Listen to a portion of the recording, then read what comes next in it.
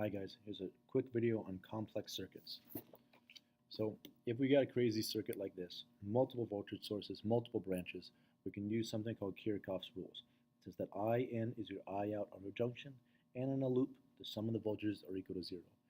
When we do this, we want to remember two tricks. We want to try to follow conventional current. So alongside the battery is positive, so we're saying current's going that way. And the other trick is negative current when opposite the direction of what we picked.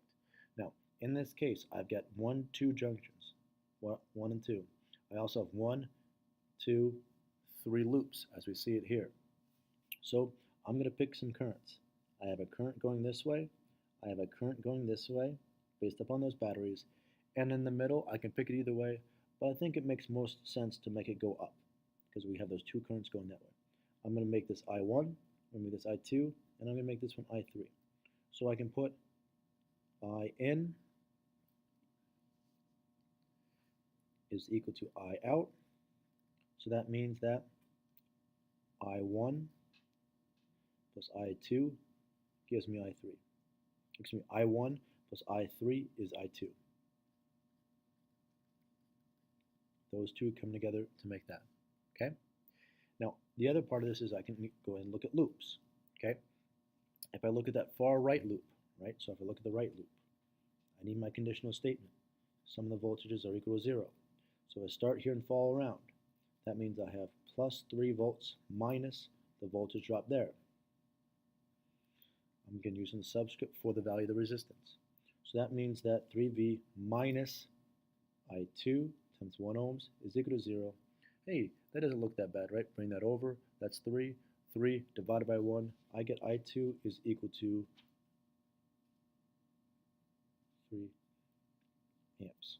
Okay, so I just got the current there. What I like to do is I like to make sure that I write that down here so I know that that's 3 amps there. Okay, I also realize that that's 3 amps. Do that. Okay, now I need to go ahead and find the other current.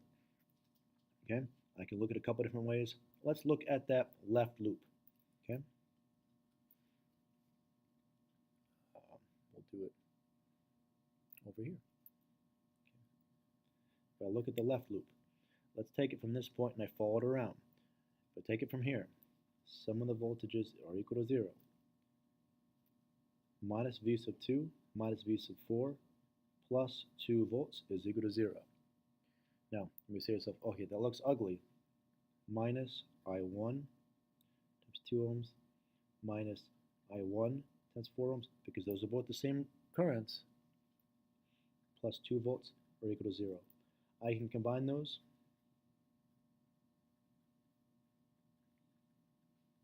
I get 2 divided by 6. I get 0.3. Now, I know this and this. What does that mean? I can then use my junction rule to solve for I3, the current.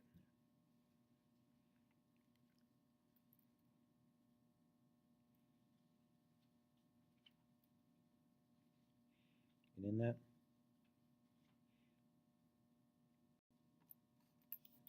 so again, you can see that I3 being 2.3 amps, this is 3, this is 0.3. Notice that the addition of these two gives us this, which should make sense. This and this come together to make that current going out. The other thing that would mess us up is, let's say I went ahead and I picked my current to be going down. When you're going opposite of that, that means you're not subtracting voltages, rather you're adding them.